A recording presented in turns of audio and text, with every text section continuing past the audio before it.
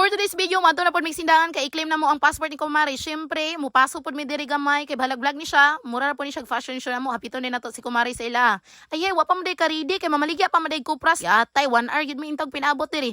Syempre, nag-TikTok pod ming tulo. Tell me who's that girl? But up in the air kay ready naman diri agwapahan na mo diri tulo eh. Char lang. Kana Jun si Snow White ang gwapa kayo. Wag muna tayong umuwi.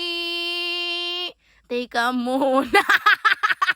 Yun, naabot na din mi sa LBC. Siyempre, wadyo din taon mi ka-video. Kaya namang si panitsit sa likod. Ana siya, hi miss. Hapitin mi sa Jollibee. Kay mga on mi. Ana din mi nga. Namoy bihon te. Siya, wala ra ba? Siyempre, sa paabot. Ato nang kanon ni ikog sa manok. Kaon pa si Kumari.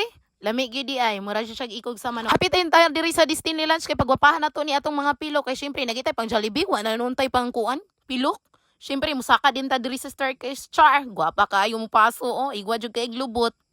Murag baksidor ba? Joke lang. Eh, nanata diri sa sulod o gisugda nagbal sa Marcy Mads. Uy, luya ni mo Mads. Uy, nganong nabuta man ang bibi na.